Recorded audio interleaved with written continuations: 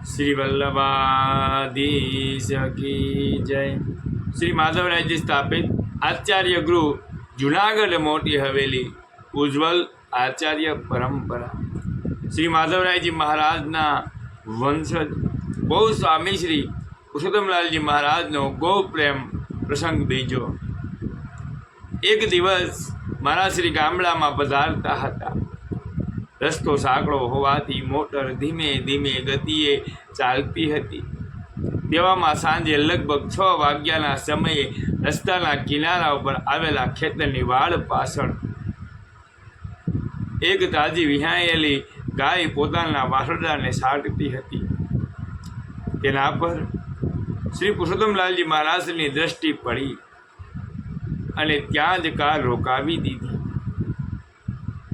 સાથેના માણસોને આજ્ઞા કરી કે તપાસ કરો, આસપાસ કોઈ ગાયોનું દણ ચાલ્યું આવતું હશે। ગાય એકલી છે। તપાસ કરતા ખબર પડી કે એ ગાય એકલી જ હતી।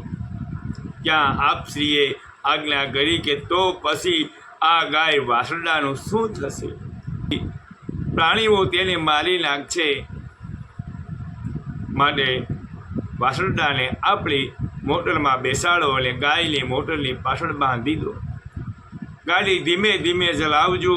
ત્યારે સાથે આવેલા માણસોએ ગાય અજાણી છે તેના તાજા બચ્ચાને લેવા દેશે કે નહીં તેવી શંકા કરી છે।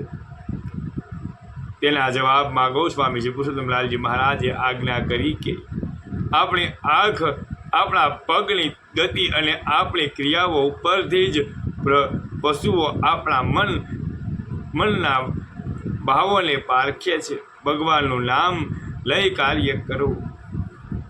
સાથેના એક વૈષ્ણવે ચાલતા ચાલતા અટકી જઈને વિનંતી કરી કે કૃપાનાથ, આ ગાય કયા ગામની છે તે તો આપણે જાણતા નથી, તો પછી આપણે ક્યાં લઈ જશું?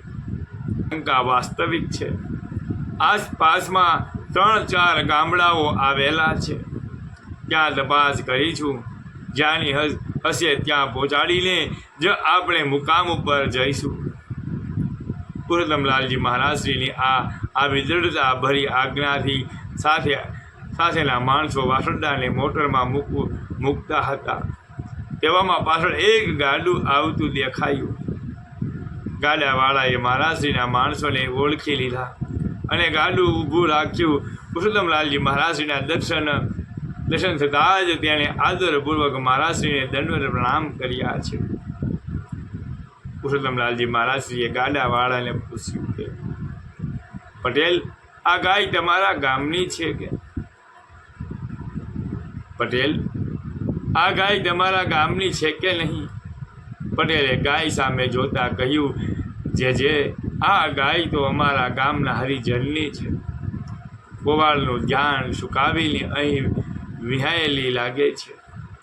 તો પછી તમે આ વાછરડાને આ ગાડામાં લઈ જઈને તેના માલિકને પહોંચાડજો। હા કૃપાનાથ।